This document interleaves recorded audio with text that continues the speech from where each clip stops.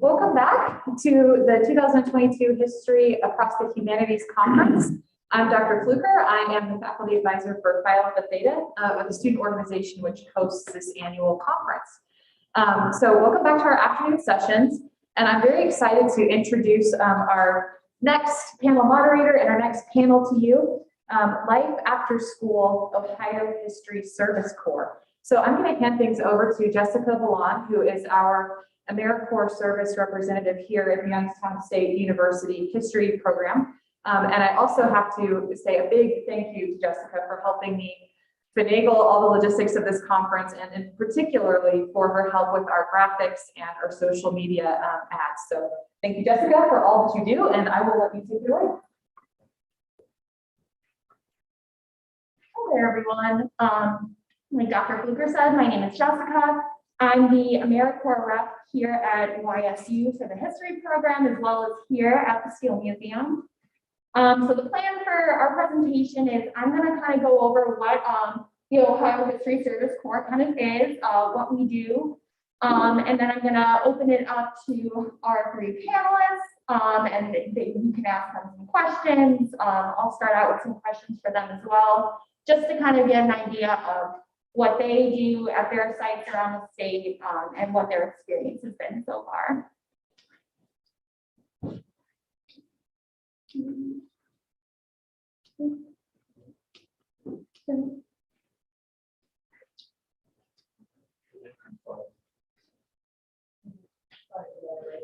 Is it working before? Okay, so just as kind of background, if you're familiar with what Americorps is, similar to like Peace Corps, but it's more at the domestic level. Ohio History Service Corps is a program under Americorps. It's run out of Ohio History Connection. And what Ohio History Connection kind of determined was that a lot of the local history organizations and societies around the state struggle with sustainability and staying afloat with small budgets, low volunteer and staff rates. And OHC has kind of recognized the importance of these local history organizations, not only for record keeping, but also for community building. And they kind of recognize like they need more help. And that's kind of where Ohio History Service Corps comes into play. Yeah.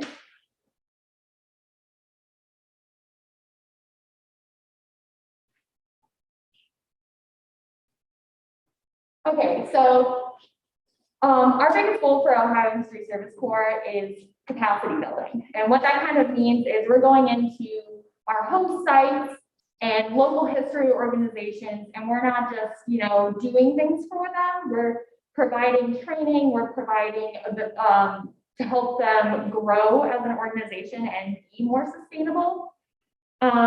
So what that can kind of look like is helping with event planning, helping with marketing, helping with recruitment. So it's a wide array of things that we are doing. And it's all free for the organizations as well.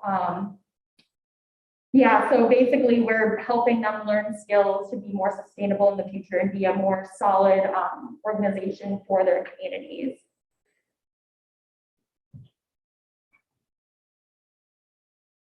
Okay. So this is just kind of like a graphic, just kind of doing an overview of like what we do. I don't know if you're able to like move the faces so we can see that. So this is obviously from a couple of years ago, but the statistics are pretty much the same every year. So we're out there providing technical assistance, whether that be training, workshops, helping work through like, I don't know, helping with specific skills that a local history organization might not have, because most of them are volunteers and they don't have the background. So we help provide those trainings for them to learn their skills as local historians. We also help with volunteer management. So we help with recruitment, we help with organizing volunteer events. Some of our members also work with historic preservation. So that's filling out applications to put buildings on the National Registrar and the State Registrar. And we also help with resources. So we're filling out grants, we're helping leverage resources that they already have.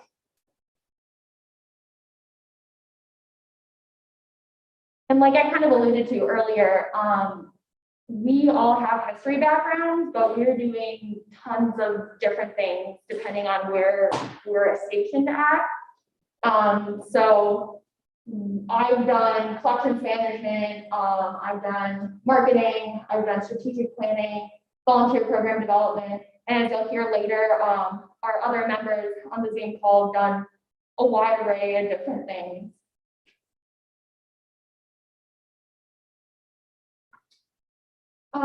So this is just kind of an overview of our last year's corps and what they've kind of done. They were in an interesting position because most of theirs had to be remote because of the pandemic. But we had some members working on accessibility at organizations, doing digitization.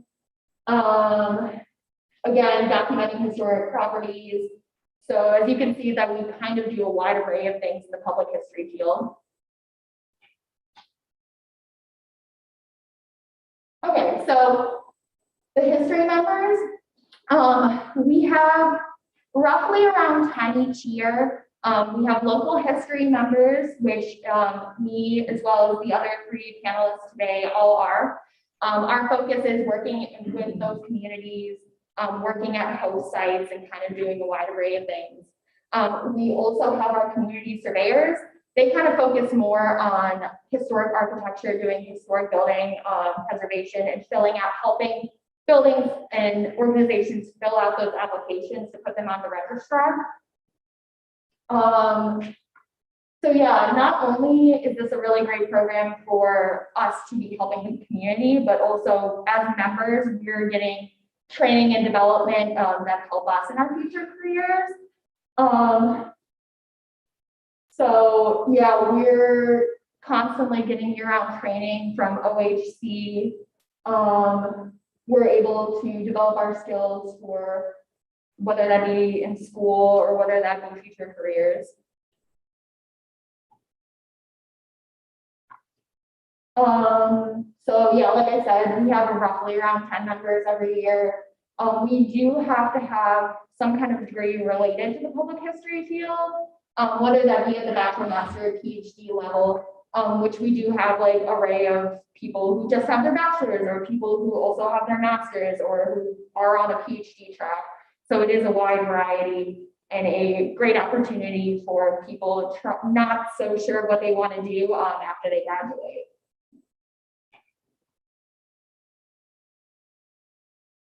So here, just kind of ending with just some testimonials of what people have said about the program. I'm only like halfway through my year, but I really enjoyed it because I am able to learn so many different skills and interact and network with so many people in the local public history community. And it's a really fun way to kind of apply skills that I may have learned in school into the field and actually helping communities. Okay, so we can show this at the end, but if you guys are interested in either having our services, which I don't know if I said, but we are free to the community, feel free to reach out to me or any of the other panelists who are going to talk, or if you're interested in applying, our application cycle starts around like spring, beginning of summer, and then we have orientation in like mid-September, and that's when your year starts. I also have down here the contact info for our supervisor down in Columbus. So yeah, okay. And if you could just pull up the speakers.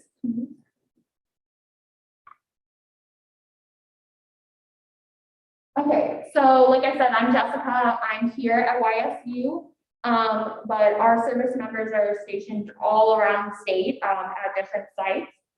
So I guess I wanted to start out by asking our speakers if you could introduce yourself, tell us a little bit about your educational background and how you ended up applying to Americorps. So I guess I can go first since I'm already on screen. I'm Erin Robichaud. I'm at the Oberlin Heritage Center, which is in Oberlin, Ohio, in Northeast Ohio. My educational background is I have a bachelor's degree in history and classical studies from the College of Worcester, and I also have sort of a track course in museum and archival studies. And I just happened to come across the Ohio History Service Corps application while just looking for general applications for after college that related to museum work.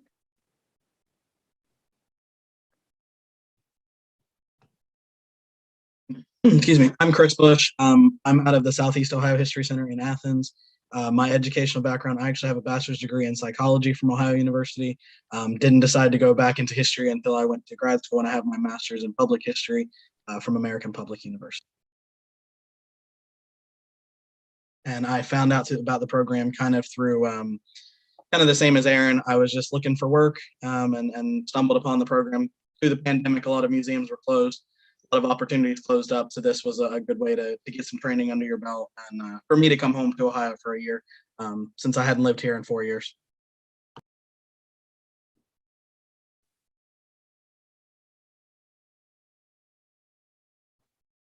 Daniel, I don't think we can hear you.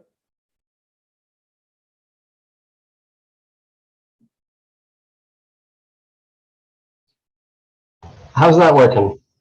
Better? Okay, cool. Hi, I'm Daniel Willis. I'm down at the National Afro-American Museum and Cultural Center in Wilberforce, Ohio. I have a master's degree in history, I have a bachelor's degree in history from Miami University and a master's degree from Wright State University in public history. And I got into this program because my host site told me while I was an intern that they were going to have the opening and they really wanted me to apply and stick around after I graduated. And so I applied and here I am. Cool, thank you.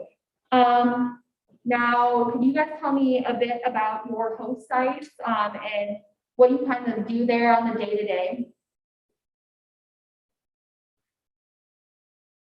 Well, since I'm here on screen, I'll start. So my host site is the National Afro-American Museum. It's down in Wilberforce next to two historically Black colleges, Wilberforce University and Central State University. And its mission is to document the history and stories of the African-American experience in the state of Ohio.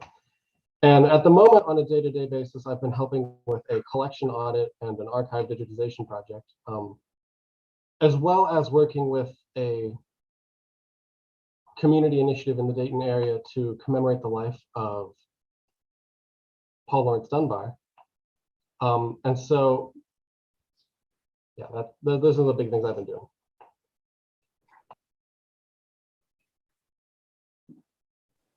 I can go next then. So at the Oberlin Heritage Center, their mission is to sort of to preserve and share Oberlin's history and make the community a better place to live. And just because of Oberlin's association with Oberlin College, a lot of sort of the history that they do is related to abolitionist and Black history and also women's history.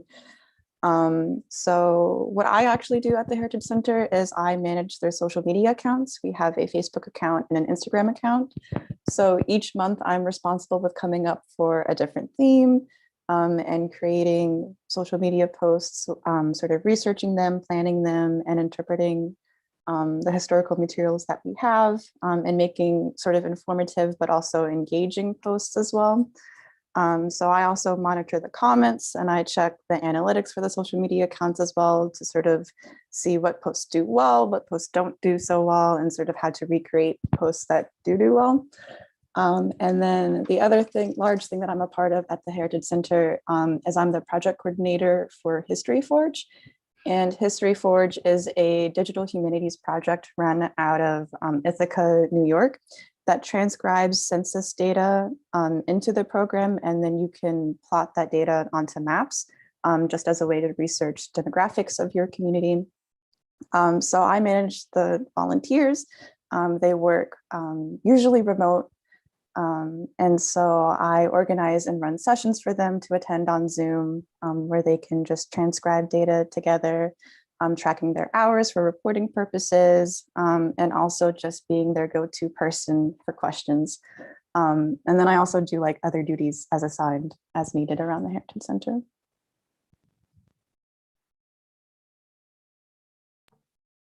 As I said, I'm out of the Southeast Ohio History Center in Athens. Our mission is to work on preserving the history of the Southeast region of Ohio, which is very rural, and a lot of my sites are very spread out. So it kind of makes my duties very strange. And they vary greatly because my sites vary greatly. I have some sites that work that are controlled by the Ohio History Connection, so they have higher budgets, they're a little bigger, and then I have historical societies of counties of 12,000 people, so they vary widely. I do a lot of, my background is more in digital work, and a lot of the sites around here need help with that, but social media is not really their thing. So I do a lot of digital and marketing work, creating surveys to get feedback on their visitors and the programs that they're putting on, and getting some of those analytics back on how they're doing. I'm working on a virtual tour for one site to increase their marketing, but also their accessibility to visitors. Just a variety of different things. As I say, it's my region's very spread out and it's very diverse in the needs. So that makes me have to be very diverse in the things that I do. Cool, thank you. I don't know if we have any questions from the people here in person or if we have anything online yet.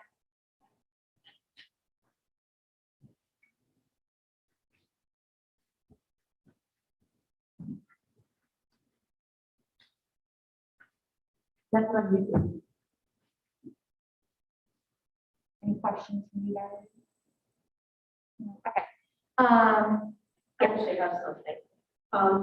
Could any or all of you talk about the notion of using Americorps as a gap year? Yeah, I don't know if you guys heard that. Kind of the idea of doing Americorps as a gap year. I can speak on that a little bit. For me, I graduated from my master's program in October of 19. So I had started really looking for work and actually had a job opportunity to go back to Europe where I did my internship.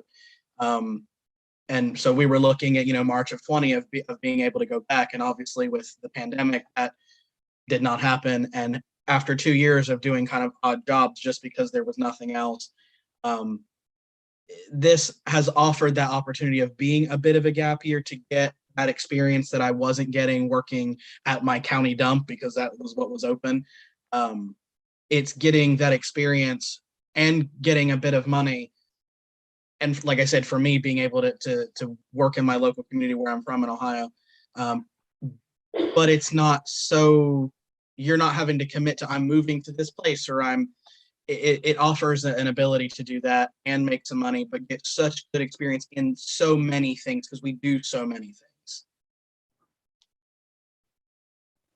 And I'll just add on to that too. I graduated last year from College of Worcester. So, and like I said, I had a sort of a trackway in museum and archival studies, but I'm still not really sure if that's what I want to pursue before like committing to a grad school program and whatnot. And so this program is a great way to sort of dip your toes in a lot of different areas of museum work, as Jessica mentioned, sort of with collections management, marketing, things like that. I'm working on policies with my outreach sites and things like that.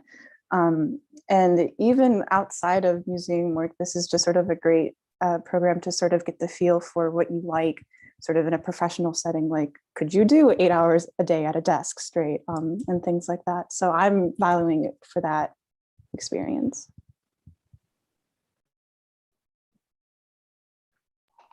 I agree with the sentiments of both of my colleagues. I graduated just last spring in the middle of the pandemic and similarly struggled to find something that would help with my career or be more beneficial to me than not. And so this has helped. It's at least let me, as they've said, build skills and continue to work in the field that I want to continue working in for the rest of my career. Yeah, and I will add on to that in my own experience. While we are working at sites that have, specific goals and strategies that they want us to help with, there's also a degree of kind of flexibility in kind of like pursuing things that you're interested in. So like, I don't have too much of a collections background, so that's something I kind of wanted to work on, and gain skills and experience in that. So not only do we get time to kind of pursue trainings, whether that be like webinars or actually going to conferences, but also I can pursue those opportunities of working at my different sites around the area in that specific area. I wondered if you could just talk about some of the specifics of the application, and then if you and your panelists, what do you think are things that would make your application stand out in this program? Were you guys able to hear that?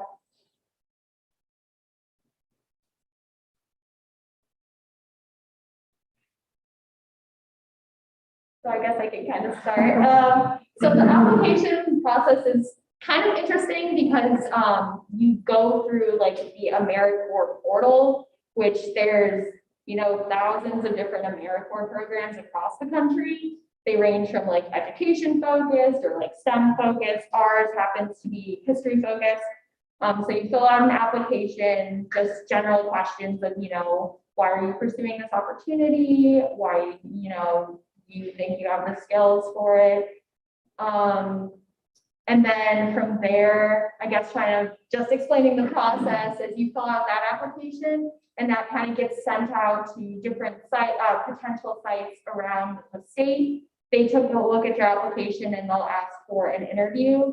So some of us, got asked like to have interviews at multiple sites, and then ultimately the sites kind of decide who they want there as a member for the year. I don't know if our panel has any advice on like kind of what they remember putting on their application. So, oops, sorry, Aaron. You want to go first? No, you can go, I'll add. So I have, before applying to the program, I had 2 years in an internship at the National Afro-American Museum's archive. And so I mentioned in my application that I had archive experience and experience working with African-American history. And at least I had a couple sites talk to me and ask about those skills. And so those are the skills I mentioned. I also mentioned that I worked with exhibit installation and design because I helped do that, again, in my capacity as an intern, which is a really fun experience if you've never done it.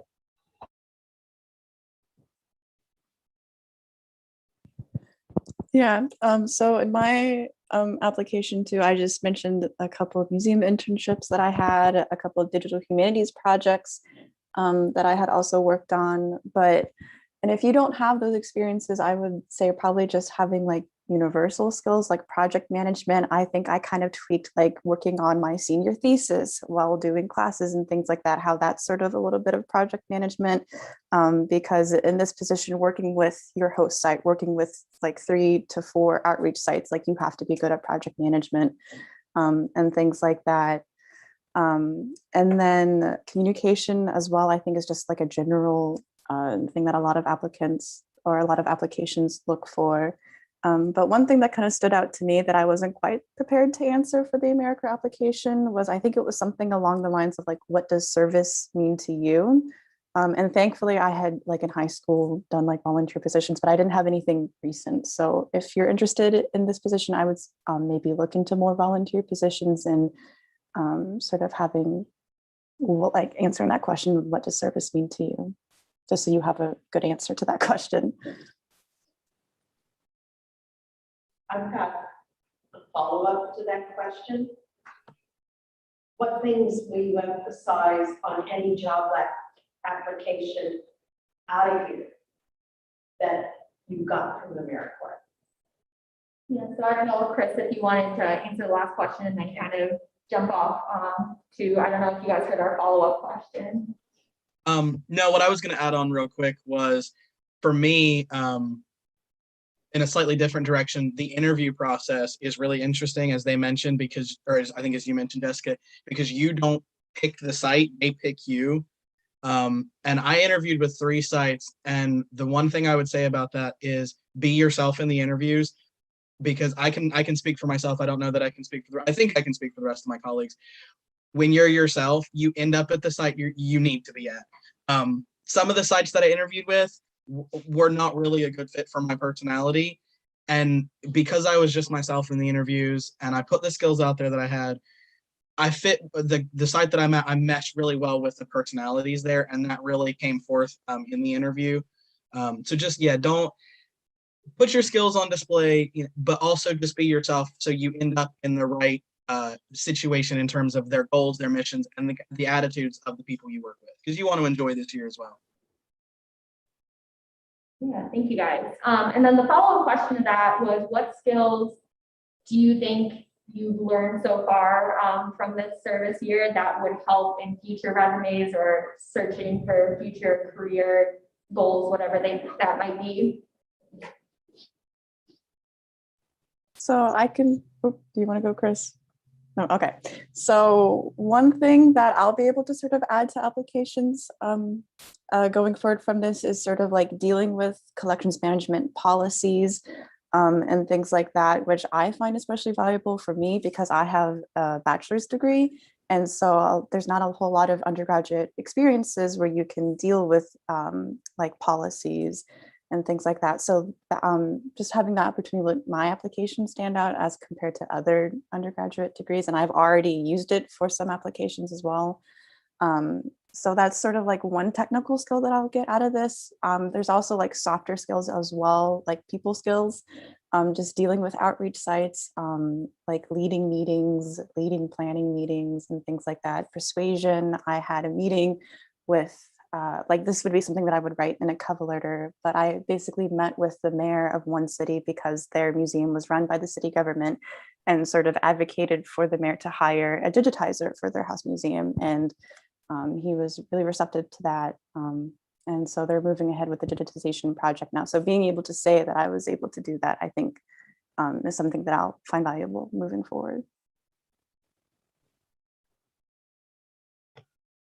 I think we get a lot of leadership experience in this and managerial experience that, for all of us that have been interns, you're the one they're managing, where in this, we are often managing volunteers and sometimes interns leading meetings. I think you get to take that with you. And when whether it's an application for graduate school or a job, saying that you have managerial experience is often a really good thing to add. And as Aaron said earlier, project management, you're managing a lot of different things at one time. And I think being able to show an employer or a graduate school that is a really, really good thing.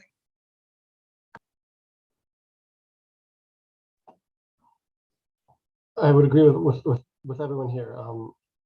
Certainly, I've done a lot more policy work than ever before. I've been helping a few sites rewrite volunteer policies, collection policies, and just managing multiple projects at once. It's a great skill to have because anywhere you go, you're going to have 4 or 5 things going on at one time. And so I can say I have experience working multiple tasks at one time and having satisfactory results. We can measure our results. So that's a really beneficial skill to put down too.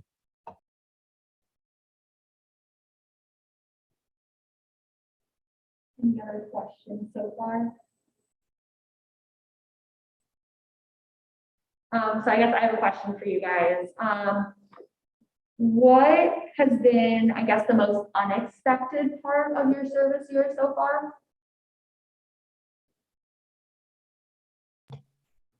The amount of policy and managerial work, I did not expect that much of it. I thought I was going to be coming in and making displays and doing more content-based work because that's really what I want to do, but I did not realize how much like managing and paperwork I was going to have to do.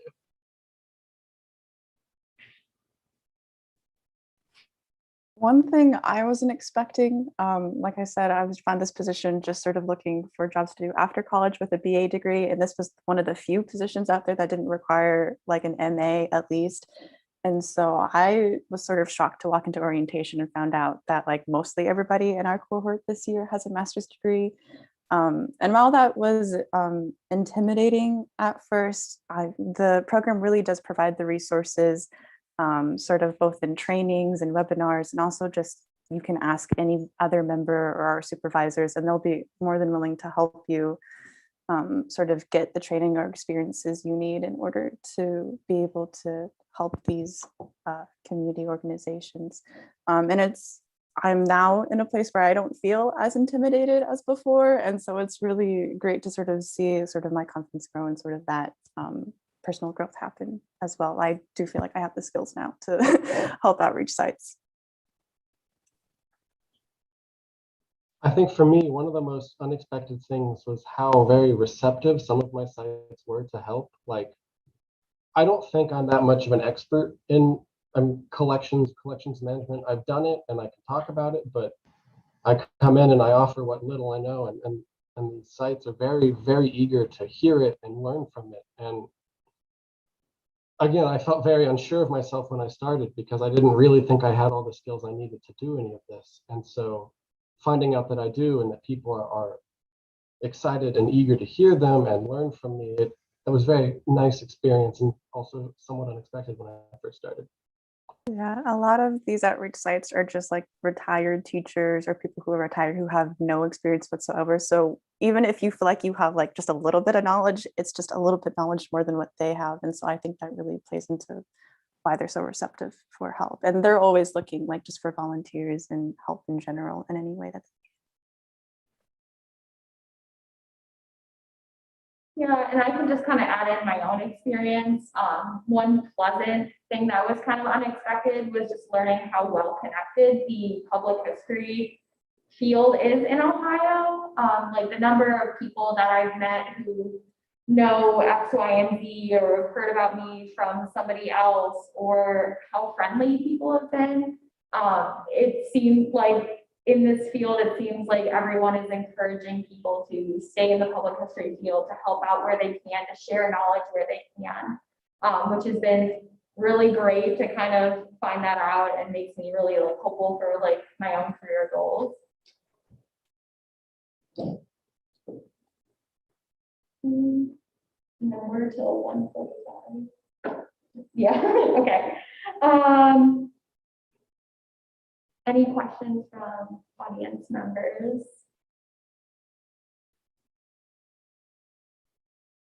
Okay, I sure, have go more. for it. So we've done Americorps here since the program started. I think our first Americorps volunteers were 08. So, I mean, it's like 12 years. No, it's 14 years. I'm a historian, not. What kind of advice would you give host sites about how we might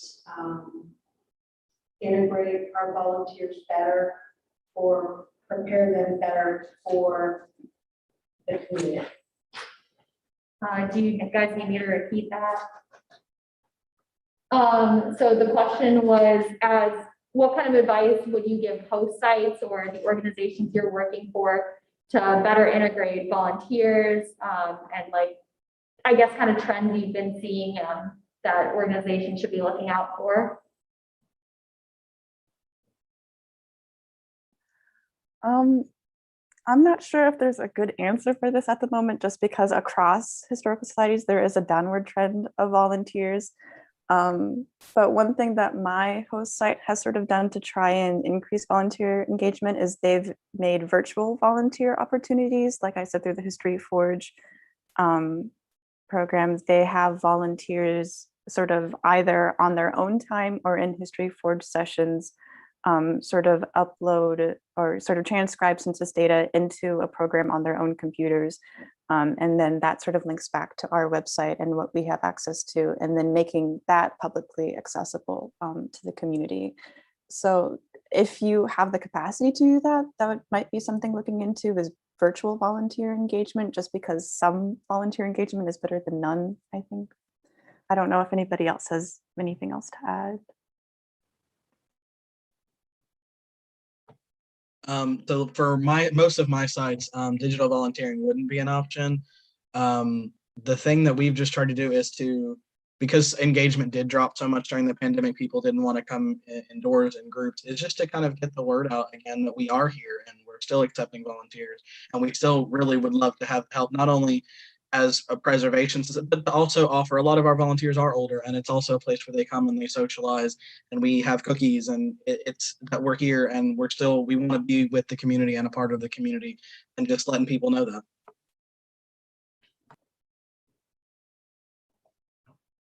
In a similar vein, my sites are experiencing similar issues, and I've been helping them draft up like the job description, like a job application form for what the volunteer position is, and having those at other cultural institutions like libraries or government centers, and so people can find those and send them in to them if they're interested, as a way to get the word out.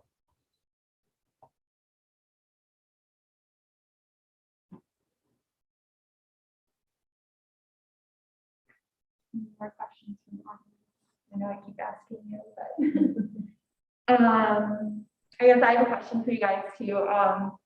What has been the best part of the program so far? I love when we get to all train together. I think we have a good time together. We get to learn a lot. I feel like from the first day of orientation to now, we've all grown so much, and it's nice to do that both as a cohort and in our home sites. I love when we have like training days or staff meetings with our host sites. Yeah, it's a good time, and I feel like as Aaron said earlier, we've grown so much over the past couple of months. I've really liked getting to meet people in the community and go to sites that I've never been to, or that I didn't really know that well. It's been really wonderful to be a part of the community, and I've really liked that aspect of it. I'd have to agree too on all of that, and also go back to Jessica's point that everybody seems really helpful in the public history community, because I've actually had outreach help me with other outreach sites, which is just sort of a nice feeling, and sort of that we're all in this together rather than just sort of us coming in here and like doing our thing. So.